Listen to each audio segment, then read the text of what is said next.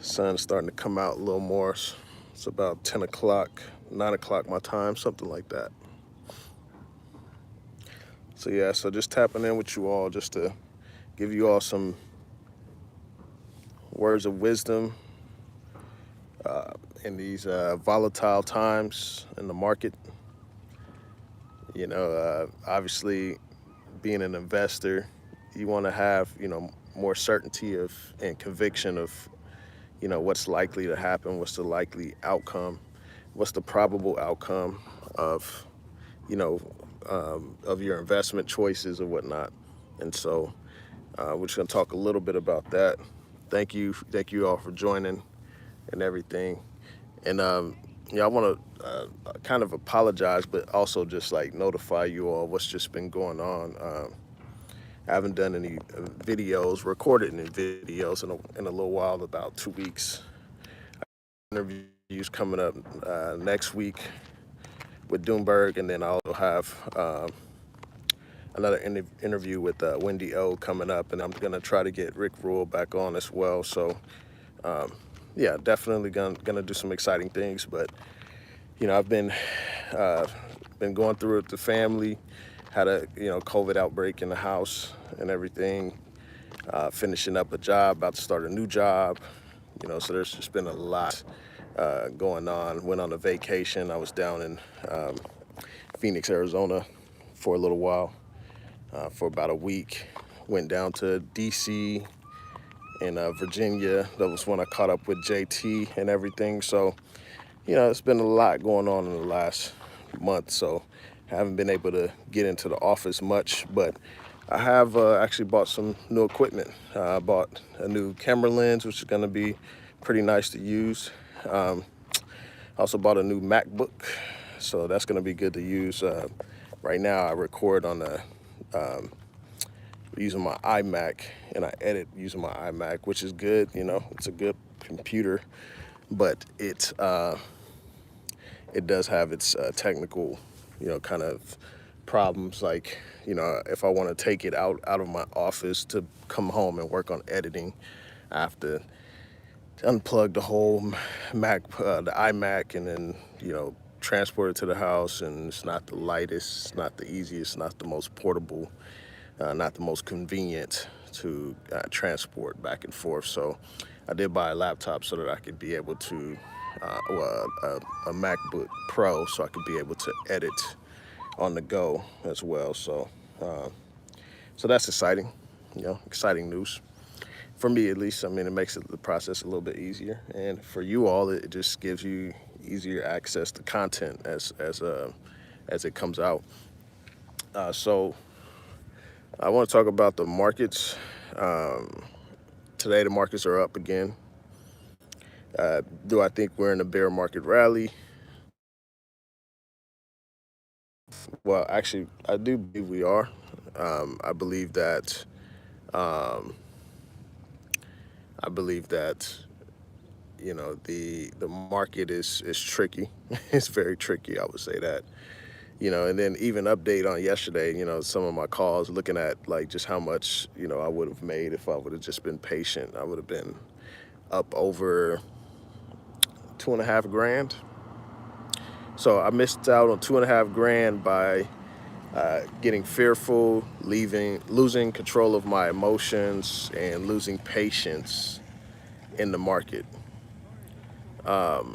So that's kind of been a something that's been frustrating, but it's kind of just one of those learning experiences that you have to endure. Like, even when I hear people like Gare Soloway, who trades and stuff, and how many accounts he blew up, and how long it took him to like actually learn and to keep his composure, through market volatility and all those different things.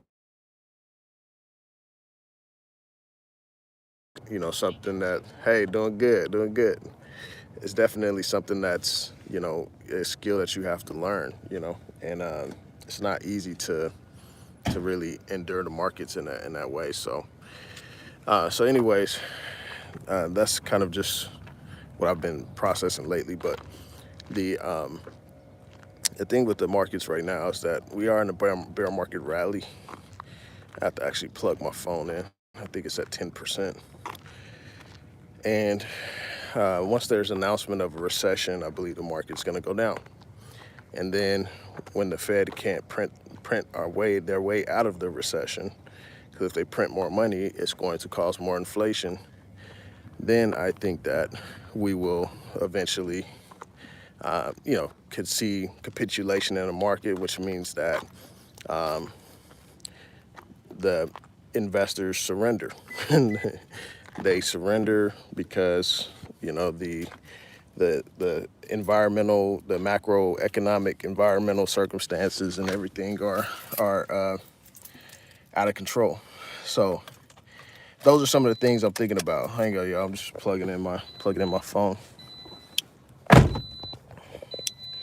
So those are some of the things I'm thinking about when I'm thinking about these markets. So yeah. So it's kind of just like let's make sure this ain't. Yeah, I just had to make sure it's not probably change. The audio probably changed right there. Try to plug into my car. So, anyways, those are some of the things I'm thinking about. Because think about it. Like when you're in a recession, the economy's slowing down, so people are getting laid off. Stock market's crashing. You know, income is going down for a lot of people. You have just economic slowdown. There's not a lot of people buying things that they don't need because you're in a recession. You're in an economic slowdown, and the Fed usually prints their way out of that. So think about the 2000s, the dot-com bubble. My bad, y'all, if I'm distracted and stuff. I'm just freaking this stuff just keeps happening. Think about the 2000s, the dot-com bubble. When that bubble collapsed, when that bubble popped, the Fed was able to come in, lower interest rates, and start stimulating the economy. That led to the next bubble, the housing market bubble. The housing market bubble collapsed. The Fed was able to come in, lower interest rates, and start printing money, start buying bonds, start financing debt, start buying, all these different things to help the economy recover. This time, it's a lot different. I mean, our debt is higher now. The Fed's balance sheet is way higher. And then we have inflation. We didn't have inflation those last two recessions we had. We didn't have inflation. So now we have inflation too. So if the Fed comes in and cuts rates and then starts buying bonds, then inflation is going to get worse because they're creating more money. They're creating more money in the system. So just thinking about that is kind of grim. It's like, okay, well, what can they do to bail us out? So I think ultimately the recession is going to cause the stock market to plummet, and especially when investors, realize that the Fed's not going to be able to bail them out. So, that's kind of my take, especially going towards the end of this year. Next year, I think we're going to have a bigger drop in the market at some point. So I'm not super yeah, this is it. The Fed pivoted. I think there's still another step to go before we even get to, just being able to have more peace of mind, And so patience is going to be important. Having conviction on what you're investing in. Jim Rogers talks about that a lot. Like, don't invest in things you don't know. And I think that's very important. You know, I know energy's going higher. There's not enough investment in it. The lower energy prices go, the lower the stocks go, the more I buy. I'm just going to keep buying until something else changes. And nothing else is going to change. Energy is life. We need energy. We need to turn our lights on. We need heat in the winter. We need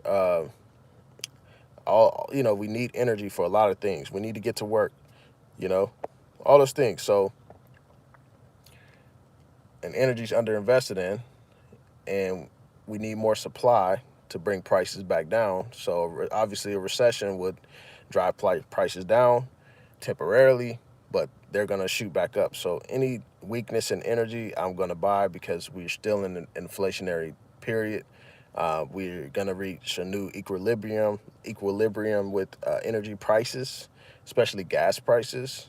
Um, so, just think about, how gas used to be 20 cents a gallon. Now it's, sitting at $5 a gallon.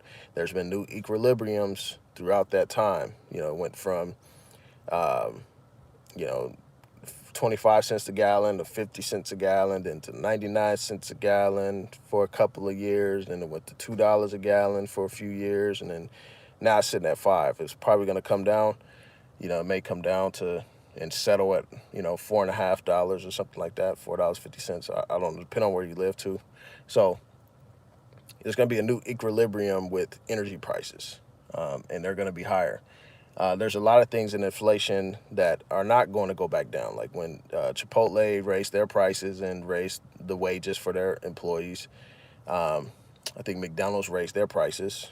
Uh, those prices aren't coming back down. I mean, you're not getting a freaking McDonald's cheeseburger for 10 cents anymore. Like, those prices, that when they do those price increases, they're not coming down. So that's going to be inflation sticking there, and that's going to be also the debasement of the currency as well. So the dollar losing more value, um, because you could have bought, 10 cheeseburgers with $1. Now you can't even get one.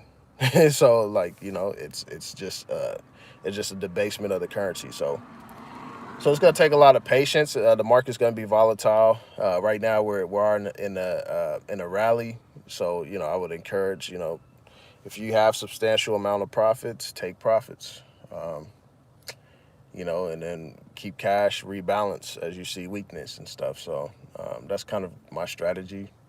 And this isn't not financial advice, but that's just what I'm doing. So, and as energy prices and stocks go lower, like, because they're already undervalued, they're still undervalued. So, like, and I say that because the futures market is pricing in, I think, what, $65 or $70 a barrel. And crude oil is currently at close to $100 a barrel. Um, so the stocks haven't even caught up with the price of crude oil. I mean, certain stocks like Exxon, Chevron, of course, but not a lot. A lot of the energy stocks haven't. So that's kind of just what it is. So anyways, I just wanted to update y'all with that. I hope that y'all have a blessed weekend and everything. I'm just, getting ready for my new job. I got hired as a director at a school district, so I'm gonna be doing that and everything. So, all right, y'all. Peace.